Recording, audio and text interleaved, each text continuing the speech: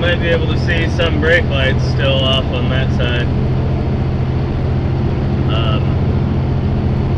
Just went past an overturned tractor trailer. It was going southbound. Didn't see it happen, but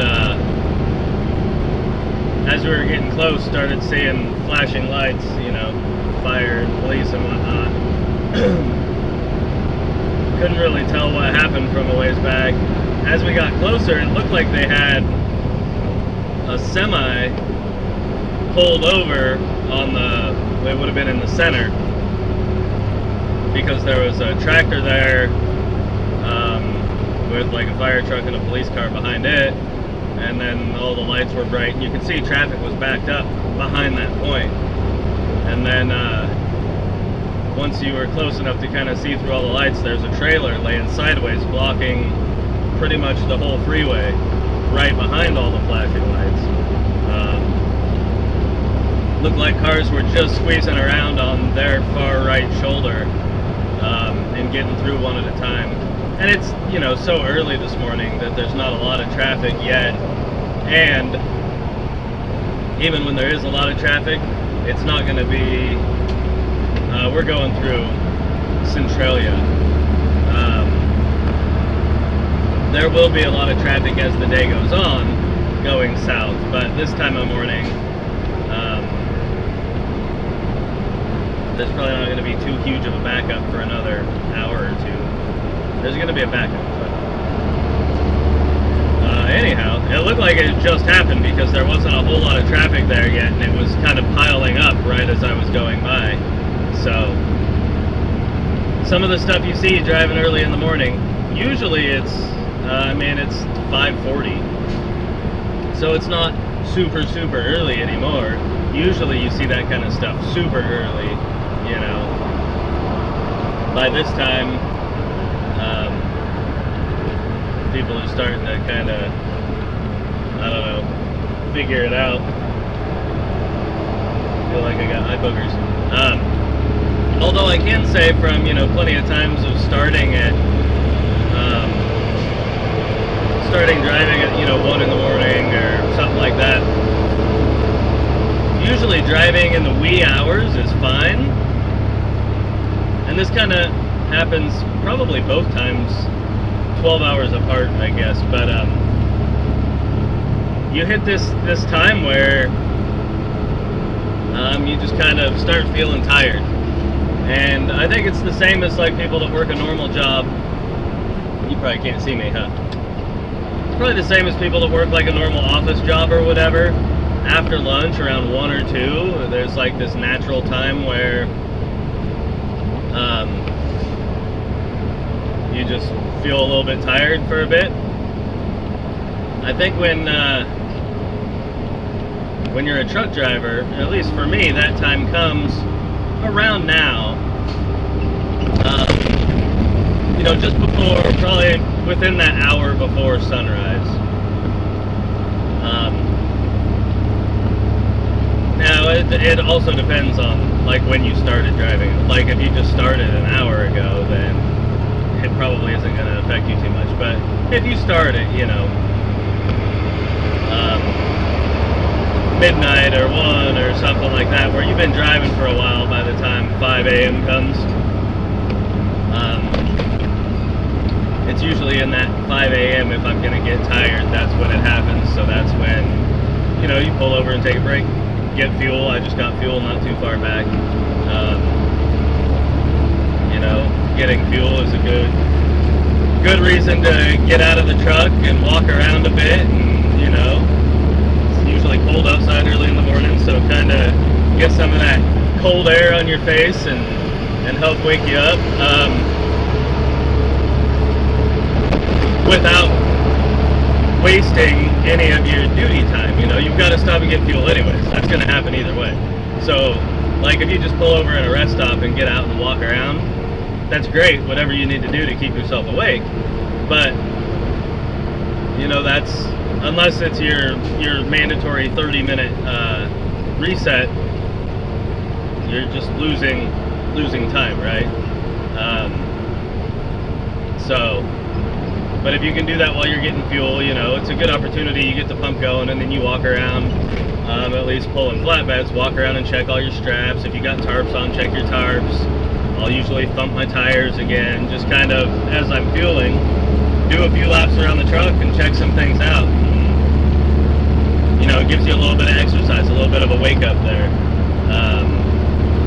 And I pretty much always get fuel early in the morning, unless I'm running out. I know the other 2 days ago, is that 2 days ago? Yeah, I got fuel in the evening. It seems like it's always dark when I get fuel. Usually it's early in the morning. Sometimes I guess it's at night, depending on what I'm doing. But anyhow, just figured I would comment since I went past that overturned truck and talk about, you know, safety. If you're even driving a car, I mean, if you're driving, I bet that guy probably fell asleep. Really, because it didn't look like there was any other vehicles involved. It looked like it was, unless somebody like, cut him off and my windshield wiper just kind of popped out of the arm. I gotta pull over at a rest area. Fortunately, it's not raining right now. I just had it going for a little bit of road spray, but I'm gonna have to pull over at a rest area, the next one now. Oh, there's one coming up in just a few miles. Anyhow, talk about the importance of, you know, if you're driving and you're starting to feel tired, you need to pull over. Get out and walk around. That's not an area where you want to try to tough it out or, you know, roll the windows down. That's like if there's not a safe place to pull over just yet, roll the windows down, get cold air blowing through. You know, that cold air is good for helping stay awake. I mean, you know, you don't want to have the heater cranked up and all the windows rolled up. The more hot and toasty it gets in your car, the more relaxed and, you know, comfortable you're going to get, the more likely you're going to doze off. So you start feeling tired, roll your windows down, get that cold air blowing through, and you can blast the radio if you want. I know I've heard people talk about turning the radio up. I don't do that. Usually I'll just pull over and get out and walk around. Like I said, I try to time my fuel stops, especially going back and forth to Seattle. I usually stop for fuel on the way up most mornings. Because I don't usually fill it all the way. I give myself enough fuel to, you know, do what I'm doing, and so anyhow, just be safe. If you're tired, get out and walk around. That's probably the most important thing. So anyhow, there's a rest area coming up in just a couple miles. I'm going to pull off and pop this windshield wiper back in the arm. It's never done that before, so that's kind of weird. It just all of a sudden popped out. So get that popped in and hope that doesn't happen again, because, or at least hope that doesn't happen while it's raining, because that would not be good, not having any wipers. So, well, I am empty in Seattle. I was hoping for a quick reload.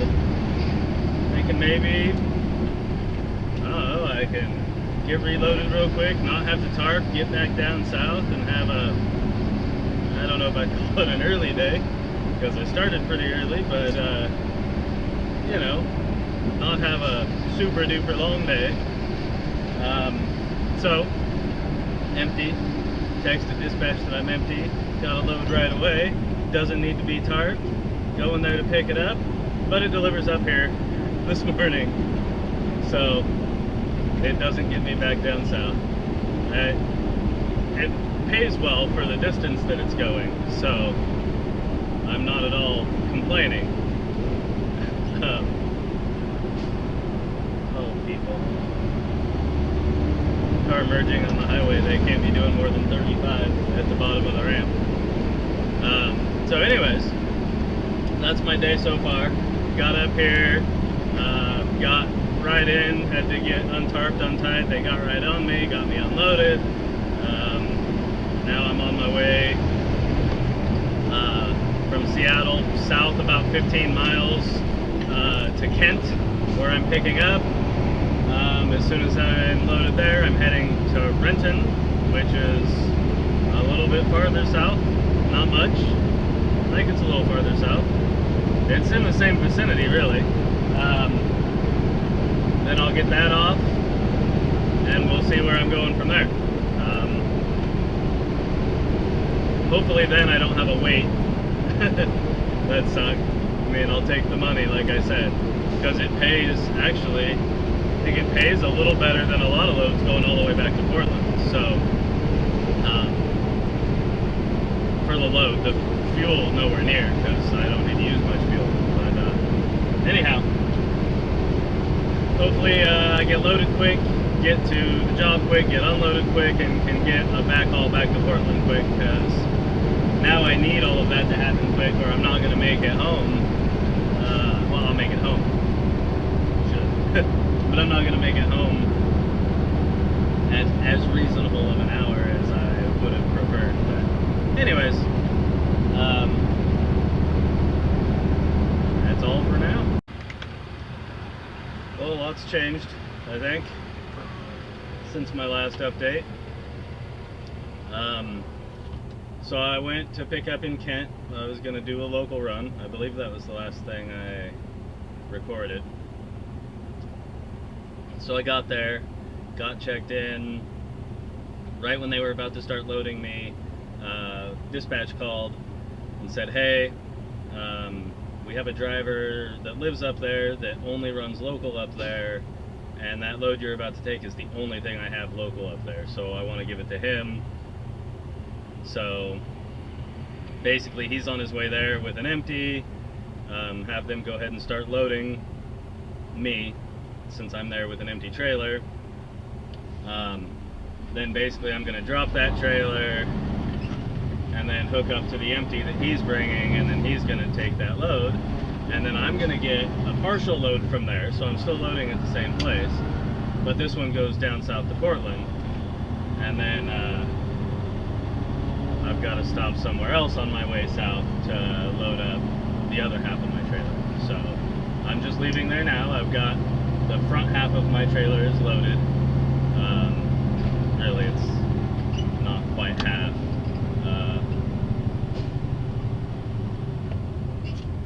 But the front part, I've got a load on the front part of the trailer. I'm on my way somewhere else to get more. So I'll end up with a full load, and then the stuff that I already have on delivers in Portland, and the stuff that I'm going to get goes down to Eugene. So I will be delivering in Portland first thing tomorrow, and then once empty there, and I'm delivering to a job site that I've delivered to before in Portland, so I know where that is. That one actually can be a giant pain to get into if you don't get there early. So I'm gonna try to get down there about 6. They start working at 7, and I know this from being there before. And they have a big parking lot with plenty of room to turn around in, as long as you get there before all the workers do, because they all park in there, and once they start parking in there, then there's not plenty of room to turn around. There's still probably room, but not much, and you probably have to ask people to move their cars, because there's like a pile of stuff in the middle that you kind of do a big loop around, but cars started parking around that after I had already done the loop. So the next truck in, I don't know if he was able to make the loop. Anyways, so I'll just get down there knowing that that's how it works. But like last time I got down there at 6:15, I'm always early, or try to be. So I'll try to do the same thing, get down there shortly after 6. I'll get turned around in that parking lot, and hopefully I can get unloaded pretty quick and then get on my way down to Eugene to do my second delivery. I'm not sure. I've never been to this place I'm going to pick up, so I have no idea what it is. But I believe it has to be tarped. And it's pretty light, I guess. So I'm not sure what it could be, but I'll find out soon enough. I'm only 8 miles away or so. So anyhow, that's where my day is at.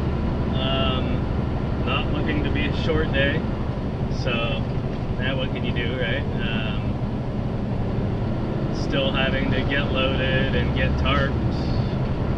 I mean, it could be... What time did I start today?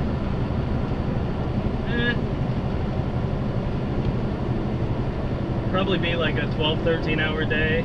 It's possible that it could be a 14-hour day, but unlikely, I think. I'd have to run into a lot of delays between now and then. I've got 7 hours or something still before it's a 14-hour day, and I can't go over 14. That's why. That's the significance of that mark. But I've still got lots of time. So anyhow, that's it for now. Well, I'm all hot and sweaty. I'm finally on the freeway, heading south. Into the yard, to park it for the night. Ugh. Then my beanie on a little piece of foam. There's probably little pieces of foam all over me. That's my second pickup was foam. So it's the back 24 feet of my trailer is styrofoam.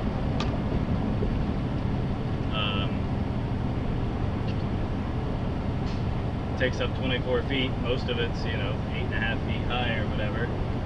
The whole load of foam, the whole back half of my trailer is 2,400 pounds or something. But big load. So yeah, the front half of my trailer delivers first thing at job site in Portland. Talked about that earlier. And then I might from there be going to somewhere else in Portland to pick up another half a load to replace the front half if she has a partial heading down to Eugene, since the second half goes down to Eugene. So since I'll be going down there anyways, see if we can add a little more money to that load and take another partial. So yeah, other than that, I'm going through Tacoma, heading southbound, heading for home. I should get there, oh yeah, according to my GPS anyways, I'll have a 13.5-hour day today, so I should get there with a half hour to spare as far as duty time. So all is good in the world. I got nothing else to say. I'm gonna go home and have date night with the wife, because that's what we do on Wednesdays, or every other Wednesday. I never remember which Wednesday it is until she asked me if we're going on a date tonight, and then I'm like, oh yeah, it's date night. So then she just earlier texted me and asked if we were going on a date tonight. That means it's date night. My reply was sushi, ? And she hasn't replied. Usually, we take turns on who's choosing. On her nights, we usually go to Mexican and have margaritas. On my nights, we go to sushi. I don't know whose turn it is.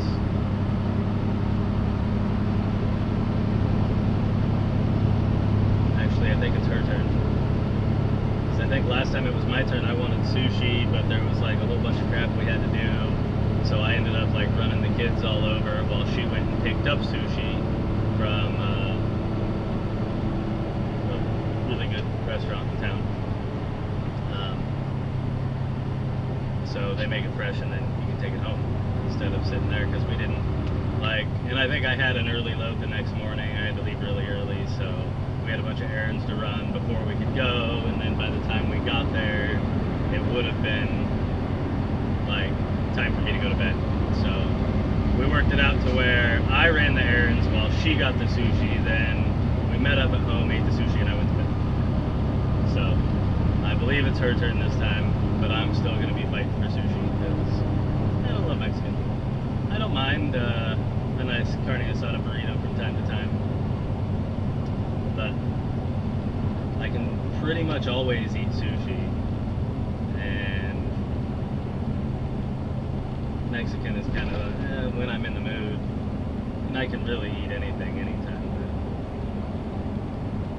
it's not usually what I want. So looks like we're hitting some traffic here. Hopefully this isn't a constant thing for a while, because that could severely affect my having 30 minutes to spare. I can afford to sit in a bit of traffic because I have 30 minutes to spare, but it doesn't take much traffic to eat up 30 minutes.